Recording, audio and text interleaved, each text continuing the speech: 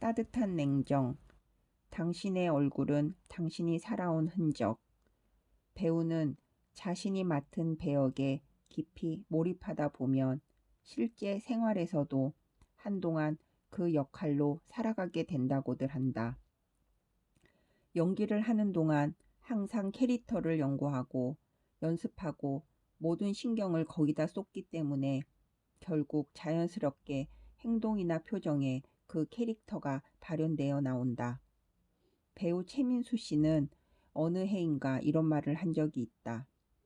드라마 작품 하나를 마치고 몇 달째 되던 날 남몰래 화장실에 들어가 펑펑 울며 그 캐릭터를 떠나보냈다는 것이다.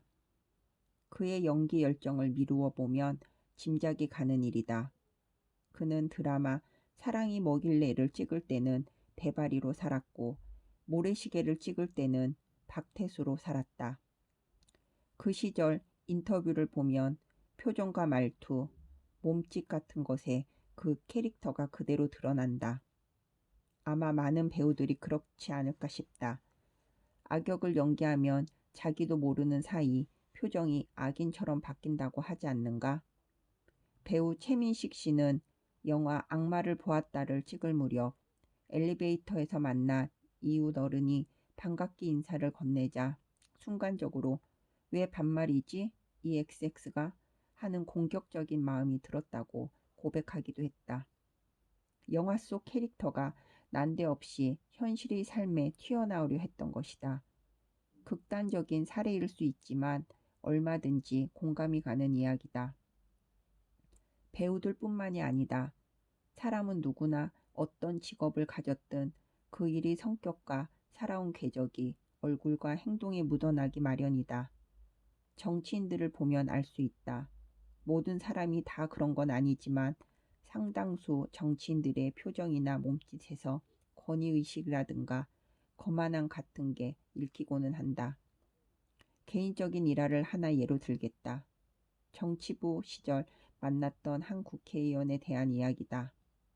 그는 금배지를 달고 국회에 입성하기 전 NGO 단체에서 일했다. 그때 이미 취재로 만난 나와는 구면이었다. 그 단체가 주최하는 행사가 열리던 날이었는데 당시 실무자였던 그는 정말이지 발바닥에 땀이 날 정도로 성실히 뛰어다녔다. 만나는 모든 사람에게 기꺼이 머리를 조아리며 성공적인 행사 진행을 위해 애썼다.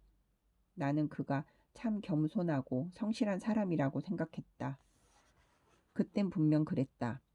하지만 시간이 흐르고 국회에서 의원으로 다시 만난 그는 달라져 있었다. 거의 180도 다른 사람이었다. 일단 표정부터 그랬다. 겸손함은 온데간데 없고 거만함이 잔뜩 배어 있었다. 거들먹거리는 손짓, 몸집도 정과는 아주 딴판이었다. 초선 의원이 되고 불과 2, 3년 사이에 전과 다른 방식으로 살아온 삶의 여정이 얼굴에 몸가짐에 그대로 드러났다. 정반대의 사례로 몇 해 전 서울대학교 졸업식장에서 본 김인권 당시 여수애양병원 명예원장을 꼽고 싶다. 그는 2016년 8월 서울대학교 졸업식에서 축사를 하였다. 그가 걸어온 삶의 여정을 보면 그 대학 출신의 쟁쟁한 정재계 인사들을 모두 제치고 그날의 축사를 맡게 된 이유를 유추할 수 있다.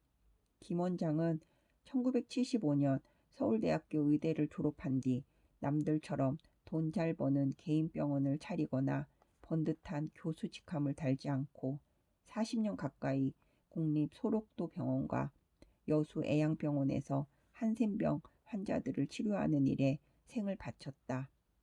개인적으로는 일면식도 없었지만 사람은 살아온 여정과 성품이 얼굴에 그대로 드러난다는 걸 다시 한번 깨닫게 해준 분이었다.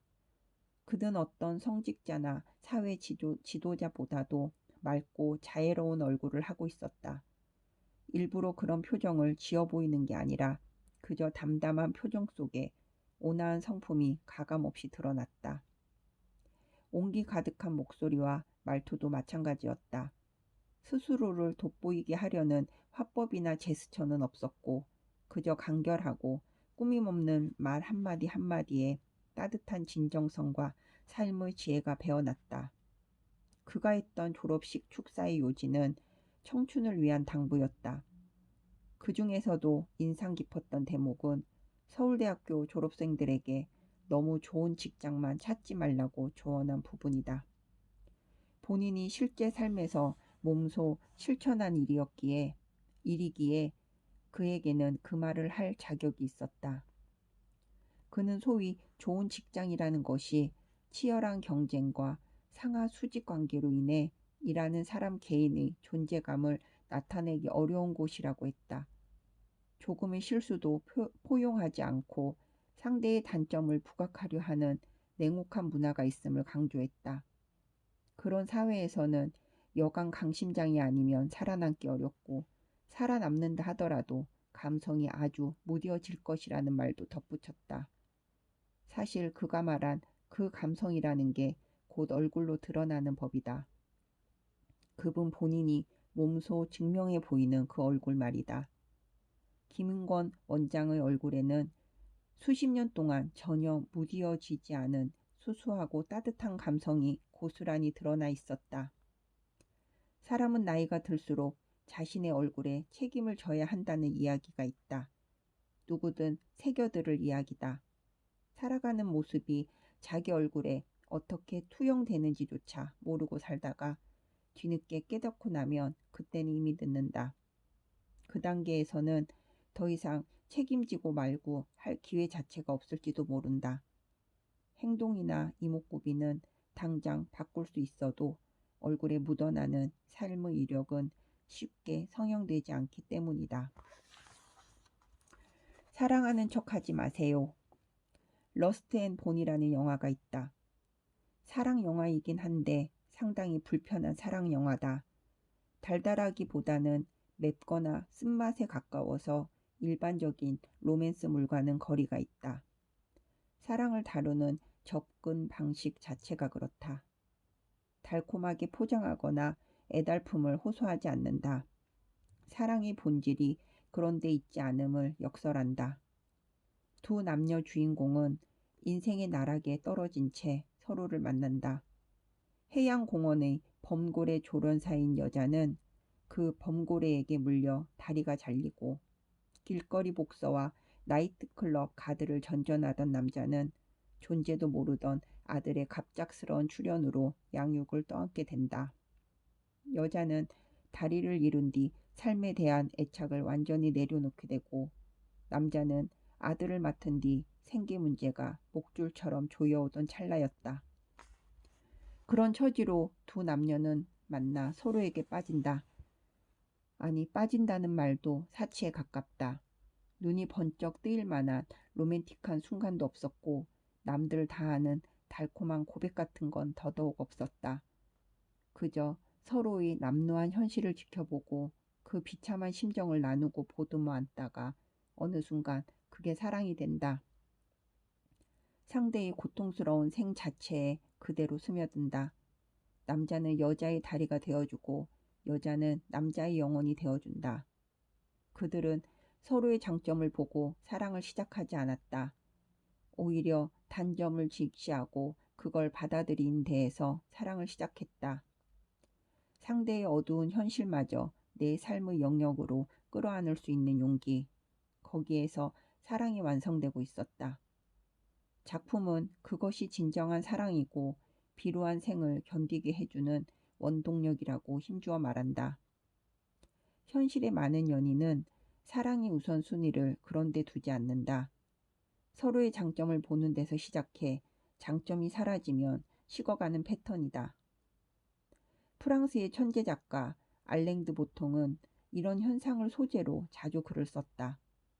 상대의 장점을 발견해가며 사랑을 키우다가 더 이상 찾아낼 게 없으면 사랑이 조금씩 소멸해 간다고 말이다. 상대에게 장점이 많고 단점이 적어야 사랑이 오래 유지되기 때문에 인간이 가진 보편적인 단점마저도 상대에겐 없을 거라는 믿음까지 갖게 된다고 설명했다. 좀 더 쉬운 표현으로 설명하자면 바로 이 단어다. 콩깍지. 하지만 러스트 앤 본의 주인공들은 그렇지 않았다. 애초에 그런 게 눈에 띌 만한 삶의 여유도 없었거니와 콩깍지로 덮기에는 서로의 단점이 넘쳐났다. 아니, 장점이라고 내세울 만한 것 자체가 없었다고 봐야 할 것이다. 오히려 그런 것들이 완전히 배제되었기에 진짜 사랑이 시작되었다. 서로를 다른 어떤 조건도 아닌 존재 그 자체로 받아들였기에 비로소 깊은 사랑이 움틀 수 있었다.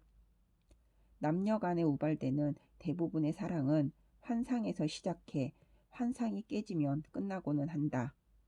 하지만 바로 그 지점에서, 환상이 깨진 그 지점에서 시작되는 사랑만이 진정 불멸일 것이다. 그 대표적인 예로 자식을 향한 부모의 사랑을 들 수 있다. 자식에 대한 사랑은 현실의 고달픔을 직시하는 데서 시작한다. 양육이 빚어내는 가진 고통을 마주하면서도 애정이 식지 않음을 스스로 깨닫는 데에서 진정한 사랑이 완성된다. 누구든 아이를 낳아 기르며 조건 없는 사랑에 눈뜨는 순간 사랑이란 기대나 바람, 소유, 보상 같은 것들과는 애초에 함께하지 않음을 깨닫게 된다. 사랑이란 아이러니다. 남녀의 통상적인 사랑만이 진짜 사랑이라고 주장하려면 당신의 연인이 자기 행복만을 찾아 홀연 떠나갈 때, 당신의 관심과 구애로부터 가차없이 눈길을 돌릴 때, 그 순간에도 일말이 원망 없이 그 선택을 지지할 수 있어야 한다. 사랑이란 영구 불멸의 지지이기 때문이다. 그러나 현실에서 그걸 실천하기란 하늘의 별을 따는 것 같은 일이다. 우리는 상대가 나를 버리고 떠나갈 때 그 사람에 대한 지지를 신속히 철회하며 자기 살 길을 찾는다. 그렇게 해야 하루라도 빨리 상처에서 벗어날 수 있기 때문이다. 이것이 바로 일반적인 연인들이 겪게 되는 사랑의 근원적 모순이다. 심지어 어떤 이는 복수를 꿈꾸기도 하고 집착으로 따라붙기도 하여 스토킹이나 폭력 같은 일탈을 자행하기도 한다. 그 어떤 것이든 결국은 자신의 사랑이 영구 불멸의 진짜가 아니었음을 자인하고 마는 일이다. 최근 등장한 데이트 폭력 방지 공익 광고에도 이런 문구가 나온다. 사랑하는 척 하지 마세요. 사랑이란 상대만 행복하다면 그 어떤 조건에서도 나 또한 행복하다는 단순한 대명제 속에 있다. 왜냐하면 상대의 행복을 바라는 마음이 사랑이기 때문이다. 그런데 현실에서는 대체로 상대가 행복해지겠다고 나를 떠나가면 나는 더 이상 행복하지 않다. 상대가 행복해졌으면 그걸 보는 나도 행복해야 하는데 오히려 불행을 느낀다. 결국 사랑은 자가당착에 빠지고 소멸의 길로 들어선다. 그 경지, 상대의 행복을 위해 내 희생조차 행복으로 승화시키는 경지를 현실에서는 그리 쉽게 볼 수 없다. 적어도 연인 간에는 그렇다. 참사랑은 가지고 싶다는 욕망과 정반대의 길을 간다.